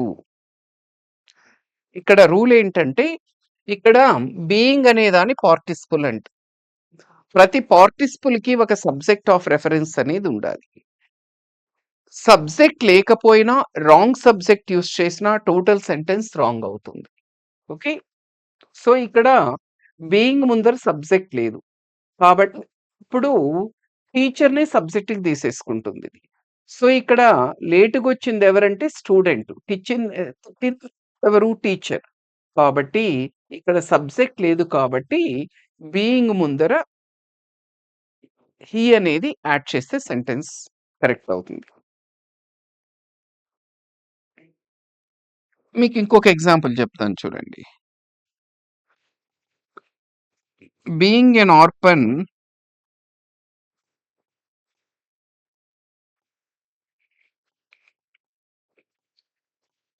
The teacher helped him.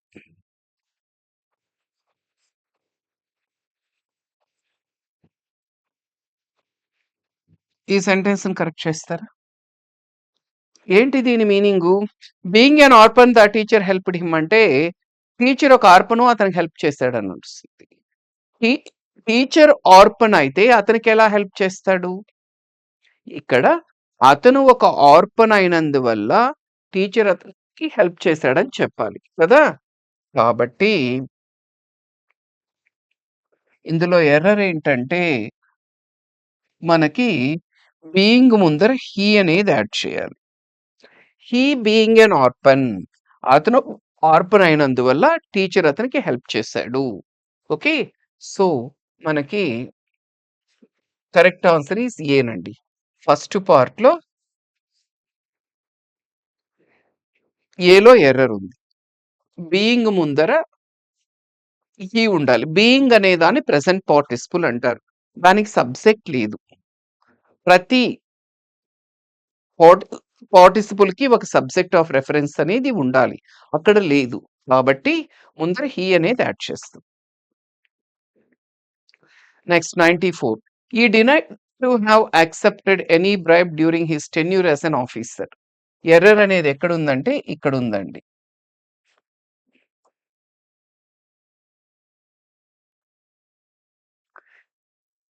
He denied to have accepted అనకూడదండి.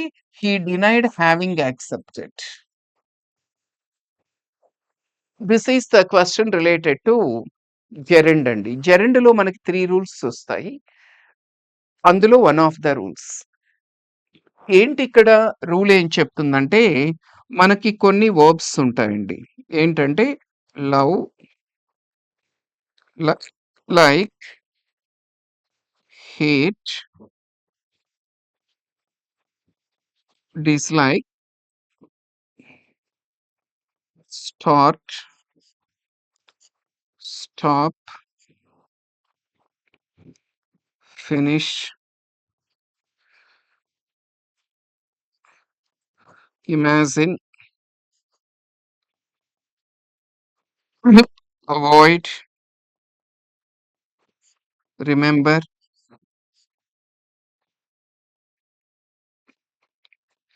deny, it is no use. ఇలాంటివి వచ్చినప్పుడు compulsory gerund అనేది రావాలండి దాని తర్వాత. Gerund అంటే అర్థం ఏంటంటే V1 ప్లస్ ఐఎన్‌జి. దీన్ని జెరండ్ అంటారు. ఇక్కడ డినై వచ్చింది. చూడండి. ఈ denied having accepted any bribe. అక్కడ 2+V1 వచ్చింది. రాంగ్. ఆ 2+V1 ప్లేస్‌లో ఏం ఉండాలంటే ఈ denied having accepted any bribe అంటాం. He denied having accepted any bribe.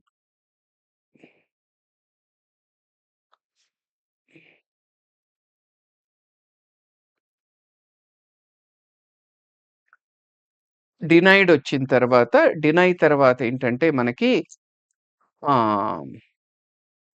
Gerund అనేది రావాలండి. Okay.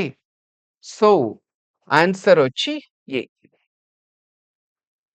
95. The manager insisted that the report is to be submitted before the meeting commenced.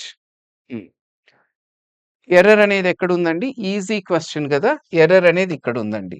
ఏంటి ఎర్రర్ అంటే ఈ స్పేస్‌లో వాస్ ఉండాలి. ఈ రూల్‌ని ఏమంటారంటే టెన్స్ కన్సిస్టెన్సీ లేదంటే సీక్వెన్స్ ఆఫ్ టెన్సెస్ అంటారండి. చాలా ఇంపార్టెంట్ రూలు. మనకి ఏం చెప్తుంది టెన్స్ కన్సిస్టెన్సీ లేదంటే సీక్వెన్స్ ఆఫ్ టెన్సెస్ అంటే ఒక సెంటెన్స్ స్టార్టింగ్ నుంచి ఎండింగ్ వరకు ఒకే టెన్స్‌లో ఉండాలి. మొత్తం ప్రెజెంట్ టెన్స్‌లో ఉండాలి. లేదంటే మొత్తం పాస్ట్ టెన్స్‌లో ఉండాలి. It is a general rule అన్నమాట. కొన్ని ఎక్సెప్షన్స్ ఉంటాయి. But it's a general rule. చూడండి ఇక్కడ పాస్ట్ టెన్స్ ఉంది ఇన్సిస్టెడ్. ఇక్కడ పాస్ట్ టెన్స్ ఉంది కమిన్స్డ్. ఇక్కడ మాత్రమే ప్రెజెంట్ టెన్స్ ఉంది. రాంగ్ కదా! ఈజ్ పాస్ట్ టెన్స్ ఏంటి? వాస్. కాబట్టి ఆన్సర్ వచ్చి B. Next choose the correct alternative which will improve the underlined part of the sentence. The new measures aims at reducing corruption అన్నాడు. చూడండి ఇక్కడ సబ్జెక్ట్ ఏముంది? మెజర్స్ అన్నాడు. మెజర్స్ అనేదేంటి? సింగులరా? ప్లూరలా? ప్లూరల్. అసలు వర్బ్‌కి ఎస్ఆర్‌ఈఎస్ ఎప్పుడు యాడ్ చేస్తాం మనము? సబ్జెక్ట్ థర్డ్ పర్సన్ సింగులర్‌లో ఉంటే వర్బ్‌కి ఎస్ఆర్‌ఈఎస్ యాడ్ చేస్తాం. కానీ ఇక్కడ మెజర్స్ అనేది ప్లూరల్‌లో ఉంది కాబట్టి ఎయిమ్స్ అనకూడదు. ఏమనాలి? ఎయిమ్ అనాలి. కాబట్టి the new measures aim at reducing corruption అంటాం. Correct answer is A. Next, 97. One of the greatest challenges are unemployment in our country. This is one of the most important rules in subject verb agreement లో నండి. Subject verb agreement లో one of the most important rules ఇది. ఏంటంటే చూడండి one of the greatest challenges are unemployment అనకూడదు. Is unemployment అనాలి.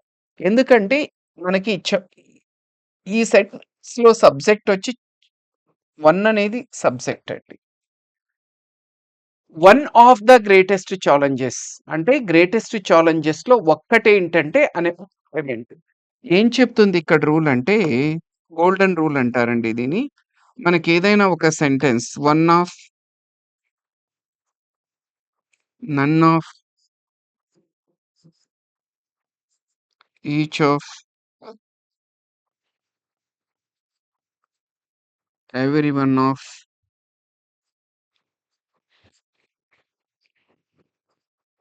Either of and neither of.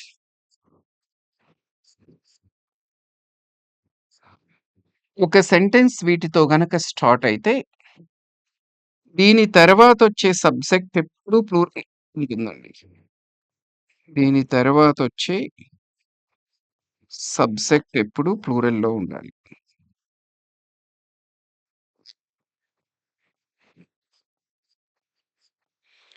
దీని తర్వాత వచ్చే వర్బ్ ఎప్పుడు సింగులర్‌లో ఉండాలి.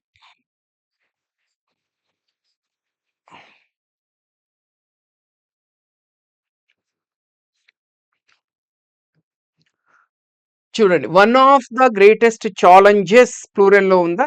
ఇక్కడ ఈస్ ఆర్ అనేది ప్లూరల్‌లో ఉంది. ఈస్. చూడండి one of my friends is in Bengaluru అంటాం. ఆర్ ఇన్ బెంగుళూరు అనం. ఎందుకంటే నాకున్న ఫ్రెండ్స్‌లో నేను ఒక్క ఫ్రెండ్ గురించి మాత్రమే మాట్లాడుతున్నాను. So correct answer is A. She would rather to read a book than watch TV all evening. So ఏముండాలండి? She would rather read a book. Would rather తర్వాత టు రాదు. ఇది మనకి నాన్ ఫైనైట్స్ లో వస్తుందండి ఇది రూలు. మనకేంటంటే చూడండి హ్యాడ్ బెటర్ అని గాని వుడ్ రాదర్ అని గాని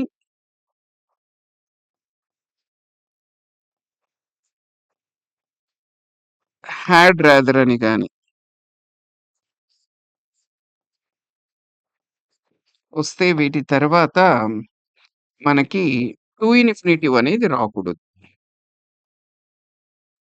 don't use to infinitive, use plain infinitive అంటే V1 రావాలి.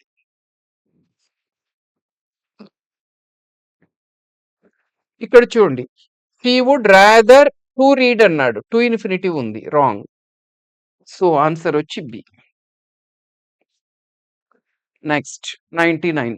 After working continuously for 6 hours on the project, Rahul went out for a walk in the park to dash. చూడండి, after working continuously for 6 hours on the project అంటే continuous గా 6 hours project మీద work చేసిన తర్వాత Rahul went out for a walk in the park. Rahul park లో walk వెళ్ళాడు. దేనికోసం వెళ్ళాడు? టు డాష్, లెట్ ఆఫ్ స్టీమా, hold his breath, burn the midnight oil, take the bull by the horns. Correct idiom ఏమొస్తుంది? So చూడండి, correct answer వచ్చి let off steam అంటారు. Let off steam అంటే అర్థం ఏంటంటే టు రిలాక్స్. 6 hours వర్క్ చేశాడు, బుర్ర హీట్ ఎక్కిపోయింది, కాస్త రిలాక్సేషన్ కోసం వాకింగ్కి వెళ్ళాడు. సో లెట్ ఆఫ్ స్టీమ్ అంటే release anger, frustration or energy. మన ఫ్రస్ట్రేషన్, మన యాంగర్, మన ఎనర్జీని బయటకు వదిలిపెట్టడం. ఓకే, అంటే కొంచెం రిలాక్స్ అవ్వడం అని అర్థం. After fight he went for a run to let off steam. Hold his breath, hold one's breath అంటే అర్థం ఏంటంటే to wait anxiously for something. Okay, wait anxiously or with suspense. She held her breath while waiting for the exam results. Exam results కోసం wait చేస్తూ ఆమె చాలా anxious గా wait చేసిందని. Burn the midnight oil తెలుసు కదా. So burn the midnight oil అంటే work hard till late night, late night వరకు హార్డ్ వర్క్ చేయడం అండి. He burned the midnight oil to finish the project on time. Take the bull by the horns, this is also an idiom. Take the bull by the horns అంటే ఏంటండి? Take the bull by the horns అంటే to face the problems courageously. ఏదైనా problems వచ్చినప్పుడు ధైర్యంగా వాటిని ఎదుర్కోవడం అండి. Okay, instead of avoiding instead of avoiding the issue, she took the bull by the horns and confronted her manager. Okay, next, what does the idiom use your loaf means? Idiom అండి ఇది కూడా. Use your loaf అనే medium meaning ఏంటి అన్నాడు? Act foolishly, use your head and think carefully, to waste time unnecessarily, to depend on others for decisions. Easy కదా. Use your loaf అంటే use your head, use your brain and think carefully. Use your brain are think carefully. In exams students must use their loaf instead of just memorising blindly. Next, 101. Select the correct indirect form of the given sentence. The judge said to the witness, can you tell the court what you observed on the night of the incident and why you did not inform the police immediately? చూడండి, ఒక sentence ఇచ్చి direct నుంచి indirect like మార్చమన్నాడు. చూడండి, ఇక్కడ can ఉంది. Can ఏమవుతుందండి? కుడ్గా change అవుతుందా? ఇక్కడ అబ్జర్వ్డ్ ఉంది, సింపుల్ పాస్ట్ లో ఉంది. అబ్జర్వ్డ్ అనేది ఏమవ్వాలి? హ్యాడ్ అబ్జర్వ్డ్ అవ్వాలి. Next, why did you not inform, simple past లో ఉంది. సింపుల్ పాస్ట్ అనేది ఏమవుతుంది? పాస్ట్ పర్ఫెక్ట్ గా మారాలి, అంటే హ్యాడ్ నాట్ ఇన్ఫార్మ్డ్. ఈ 3 చేంజెస్ ఎక్కడ ఉన్నాయో చూసుకోండి. సో ఇక్కడ కెన్ను కుడ్డుగా మారలేదా? దీన్ని ఎలిమినేట్ చేసేయచ్చా? ఇక్కడ కెన్ను కుడ్డుగా మారింది. ఇక్కడ అబ్జర్వ్డ్ అనేది హ్యాడ్ అబ్జర్వ్డ్ గా మారలేదు, దీన్ని ఎలిమినేట్ చేసేయచ్చు. ఇక్కడ హ్యాడ్ నాట్ ఇన్ఫార్మ్డ్ ఉంది. ఓకే, కానీ ఎర్రర్ ఇక్కడ ఉంది కాబట్టి దీన్ని తీసుకోలేదు. Next, the judge asked the witness whether he can అన్నాడు. కెన్ కుడ్డుగా మారలేదు కాబట్టి దీన్ని ఎలిమినేట్ చేసేయచ్చు. నెక్స్ట్ డి చూడండి, the judge asked the witness if he could tell, can కుడ్డుగా చేంజ్ అయింది. నెక్స్ట్, అబ్జర్వ్డ్ అనేది హ్యాడ్ అబ్జర్వ్డ్ గా చేంజ్ అయింది. ఇక్కడ కూడా డిడ్ నాట్ ఇన్ఫార్మ్ అనేది హ్యాడ్ నాట్ ఇన్ఫార్మ్డ్ గా చేంజ్ అయింది. So all correct. So correct answer is D. Next, select the indirect form of the given sentence. The old man said to the villagers, may peace and prosperity always remain in your home అన్నాడు. చూడండి, ఇక్కడ మే ఉంటే indirect స్పీచ్‌లోకెళ్ళినప్పుడు మైట్‌గా change అవ్వాలి. ఇక్కడ మే అనేది change అవ్వలేదు. దీన్ని అలాగే ఉంచేయొచ్చు. ఓకే. ఇక్కడ ఓకే. ఇక్కడ the old man prayed that peace and prosperity might always remain. Yes ఇదే ఆన్సర్. నెక్స్ట్ సి ఎందుకు కాదంటే the old man wished okay గాని నెక్స్ట్ వర్రొచ్చేసింది ఇక్కడ. మైట్ రాలేదు. The old man said that అన్నాడు. సెడ్ వచ్చింది. ఇక్కడ విల్ వచ్చింది. ఎలిమినేట్ చేసేస్తే కరెక్ట్ ఆన్సర్ వచ్చి B. Next 103. Select the correct indirect form of the given sentence. I shall work very hard so that I may achieve success in the final examination. Okay. So, చూడండి మీకు direct, indirect స్పీచ్‌లో ఒక special rule ఉంది కదా! I తర్వాత గాని, వి తర్వాత గాని shell ఉంటే డైరెక్ట్ స్పీచ్‌లో, ఇండైరెక్ట్ స్పీచ్‌లోకి మార్చినప్పుడు షెల్ షుడ్‌గా మారదు. వుడ్‌గా చేంజ్ అవుతుంది. ఓకే. ఇక్కడ మనకి చూడండి షుడ్ వచ్చింది. దీన్ని తీసేయొచ్చు. ఇక్కడ విల్ వచ్చింది. దీన్ని తీసేయొచ్చు. ఇక్కడ కుడ్ వచ్చింది. దీన్ని తీసేయొచ్చు. ఒకే ఒక ఆప్షన్‌లో మాత్రమే మీకు వుడ్ వచ్చిందండి. So, I said that I would work very hard so that I might achieve success in the final examination. 104. Select the option that expresses the given sentence in passive voice. The teacher has to check all the answer sheets before the result is declared. Has to check అన్నాడు. చూడండి మనకి ఇక్కడ ఏముందంటే 2+V1 ఉంది. మీకు active వాయిస్‌లో 2+V1 ఉన్నప్పుడు to infinitive. Passive వాయిస్‌లో ఏమవుతుంది? 2+B+V3గా మారుతుంది. ఓకే. అంటే టు బీ చెక్డ్‌గా మారాలి. టు బీ చెక్డ్ ఇక్కడ టు బీ చెక్డ్ ఉంది. ఇక్కడ టు బీ చెక్డ్ ఉంది. ఇక్కడ వర్ చెక్డ్ ఉంది. దీన్ని ఎలిమినేట్ చేసేయొచ్చు. ఇక్కడ ఆర్ బీయింగ్ చెక్డ్ అని ఉంది. దీన్ని ఎలిమినేట్ చేసేయొచ్చు. ఓకే. సో, మనకి 2 ఆప్షన్స్ ఉన్నాయండి. ఇక్కడ చూడండి ప్రెజెంట్ టెన్స్‌లో ఉంది హాస్. ఇక్కడేమో హాడ్ పాస్ట్ టెన్స్‌లో ఉంది. దీన్ని ఎలిమినేట్ చేసేయొచ్చు. టెన్స్ మార్చకూడదు కాబట్టి. సో, మిగిలిందేదొచ్చి బి నండి. All the answer sheets have to be checked by the teacher before the result is declared. Select the option that expresses the given sentence in passive voice. Who wrote this famous novel in the early 20th century? చూడండి మీకు ఎక్కడైనా active వాయిస్‌లో who అని ఉందనుకోండి. దాన్ని passive వాయిస్‌లోకి change చేసేటప్పుడు అదేమవుతుందంటే బై హూమ్‌గా చేంజ్ అవుతుందండి. Who becomes by whom. అప్పుడేమవుతుందండి? By whom. నెక్స్ట్ రోట్ అనేది సింపుల్ పాస్ట్‌లో ఉంది కాబట్టి వాస్ రావాలి. సో, అప్పుడేమవుతుందంటే by whom was this famous novel written in early 20th century. Correct answer is C. మిగతావెందుకు రాంగ్ అంటే by whom this famous novel had been అన్నాడు. రోట్ అనేది వి2 కాబట్టి సింపుల్ పాస్ట్ కాబట్టి వాస్ ఆర్ వర్ రావాలి. అక్కడ had been ఇచ్చాడు. ఇక్కడ దిస్ ఫేమస్ అన్నాడు. మనకి హూ ఉంటే బై హూమ్‌తో స్టార్ట్ అవ్వాలి. ఇది దిస్ ఫేమస్‌తో స్టార్ట్ అవుతుంది. ఇక్కడ by whom this famous novel was written in early 20th century అన్నాడు. సో, మనకి చూడండి ఒక క్వెషన్‌ని పాసివ్‌లోకి మారిస్తే మళ్ళీ క్వెషన్‌గానే ఉండాలి. By whom this famous novel was written అంటే స్టేట్‌మెంట్ రూపంలో ఉంది. Novel was written. Was this novel written అనాల కదా! కాబట్టి దీన్ని ఎలిమినేట్ చేసేయొచ్చు. ఇక్కడైతే చూడండి క్వెషన్ ఫార్మ్‌లో ఉంది.